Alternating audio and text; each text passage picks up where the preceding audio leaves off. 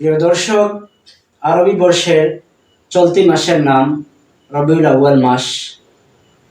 রবিউল আউয়াল মাস সম্পর্কে যদি আমরা জানতে চাই, তাহলে আমরা ইতিহাস চর্চা করে কোরআন সুন্নাহর জ্ঞান অর্জন করে অবশ্যই আমরা জানব ইসলামী ইতিহাসে রবিউল আউয়াল মাস একটি বিশেষ মর্যাদাপূর্ণ মাস। এ মাসে আমাদের নবী সৈয়দুল মুরসালিন খাতামুন নবীন হযরত মুহাম্মদ মুস্তাফা সাল্লাল্লাহু আলাইহি ওয়াসাল্লামের জন্ম হয়, আগমন হয়। এই মাসেই রাসূল সাল্লাল্লাহু আলাইহি ওয়াসাল্লামের ওফাত, ইন্তেকাল হয়। অতএব রবিউল আউয়াল মাস একটি বিশেষ মর্যাদাপূর্ণ মাস, কারণ এই মাসে রাসূল সাল্লাল্লাহু আলাইহি ওয়াসাল্লামের জন্ম হয়, ওফাত হয়। এছাড়া এই মাসে আমাদের জন্য নির্দিষ্ট কোনো ইবাদত বা আমল করার কথা কোরআন ও হাদিসে নেই।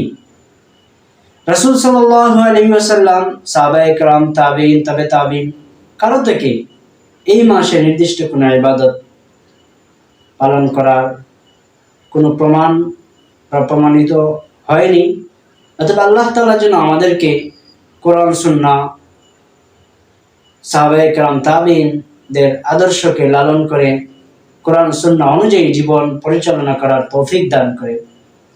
আমরা দেখি আমাদের দেশে বা অন্য কোনো জায়গায় আমাদের সমাজে প্রচলন হয়ে গেছে 12ই রবিউলকে উদ্দেশ্য করে নবীজির জন্মদিন পালন করা হয়, ঈদে মিলাদুন নবী পালন করা হয়। ঈদে মিলাদুন নবী নামে র্যালি করে আতশবাজি, গান বাজনা, ভোজনের আয়োজন এগুলো করা হয়, ঈদে মিলাদুন নবী পালন করা হয়। আমরা যদি ঈদে মিলাদুন নবী পালন করার শরঈ হুকুম কি জানতে চাই, অবশ্যই আমরা জানব যে ঈদে মিলাদুন নবী পালন করা এটি শরীয়ত বিরোধী, এটি একটি বেদাত। আপনাদের মনে অনেক প্রশ্ন জাগতে পারে যে আমাদের সমাজে প্রচলিত আমরা দেখতে পাই 12ই রবিউল আউয়াল আসলে ঈদে মিলাদুন নবীর র্যালি বের করা হয়, আয়োজন করা হয়। এটা কোথা থেকে আসলো, কখন থেকে শুরু হলো? অবশ্যই আমরা ইসলামী ইতিহাস চর্চায় সঠিক জ্ঞান অর্জন করতে পারবো যে এই ঈদে মিলাদুন নবী রাসূল সাল্লাল্লাহু আলাইহি ওয়াসাল্লাম পালন করেননি। নবীজির জন্মদিন পালন করা এটা নবীজিও করেননি, কোনো সাহাবায়ে কেরাম করেননি, তাবেঈন করেননি। তবে তাবেঈন করেননি, এটা 360 হিজরির পরে শিয়াদের একটি দল তারা প্রচলন করে, এরপর থেকে এটা শুরু হয়। তো ঈদে মিলাদুন নবী নামে শরীয়তে কোনো ঈদ নেই। রাসূল সাল্লাল্লাহু আলাইহি ওয়াসাল্লাম বলেছেন, তোমাদের জন্য রয়েছে দুটি ঈদ, একটি হলো ঈদুল ফিতর আর একটি হলো ঈদুল আজহা। অতএব রাসূল সাল্লাল্লাহু আলাইহি ওয়াসাল্লাম আমাদের জন্য দুটি ঈদ বলেছেন, এছাড়া তৃতীয় কোনো ঈদ নেই। ঈদে মিলাদুন নবী নামে রাসূল সাল্লাল্লাহু আলাইহি ওয়াসাল্লাম কোনোদিন তার জন্মদিন পালন করেননি, সাহাবায়ে কেরাম করেননি, তাবেঈন করেননি, তাদের দ্বারা প্রমাণিত হয়নি, তাদের থেকে এই ঈদে মিলাদুন নবী পালন করার নির্দেশ পাওয়া যায়নি। অতএব আমরাও তা করব না। আল্লাহ তাআলা যেন আমাদের সঠিক বুঝ দান করে।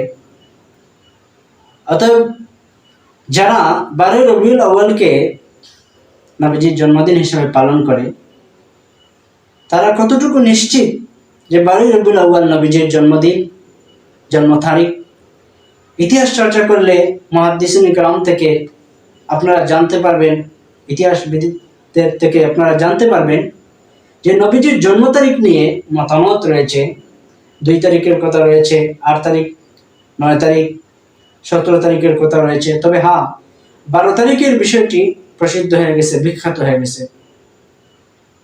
কিন্তু নবীজির ওফাত বা ইন্তেকাল 12ই রবিউল, এই ব্যাপারে সমস্ত মুহাদ্দিসিনে কেরাম একমত। অতএব আপনারা 12ই রবিউলকে উদ্দেশ্য করে যে ঈদে মিলাদুন নবী পালন করেন, কোরআন সুন্নাহর কোথাও ঈদে মিলাদুন নবী, নবীজির জন্মদিন পালন করার নির্দেশ নেই।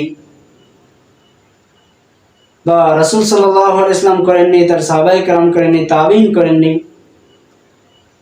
অতএব আমাদের সমাজে যারা আবেগ থেকে নবীর মহব্বতে বা জানি না তাদের কোন উদ্দেশ্যে 12ই রবিউল আউয়ালকে নবীজির জন্মদিন পালন করেন, নবীজির জন্মদিনকে উদ্দেশ্য করে তারা রেলের আয়োজন করে, আতশবাজি, গান বাজনা, ভোজন খানির আয়োজন করে, অতিরিক্ত কাজ করে। আল্লাহ তাআলা যেন আমাদের সবাইকে কোরআন সুন্নাহর সঠিক জ্ঞান অর্জন করে, কোরআন সুন্নাহ অনুযায়ী আমাদের জীবন পরিচালনা করার তৌফিক দান করে।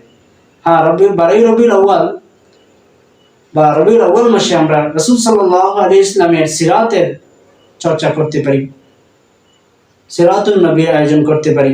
রাসূল সাল্লাল্লাহু আলাইহি ওয়াসাল্লামের জীবন আদর্শকে চর্চা করে আমাদের বাস্তব জীবনে যেন নিয়ে আসতে পারি। আল্লাহ তাআলা যেন সেই তৌফিক দান করে।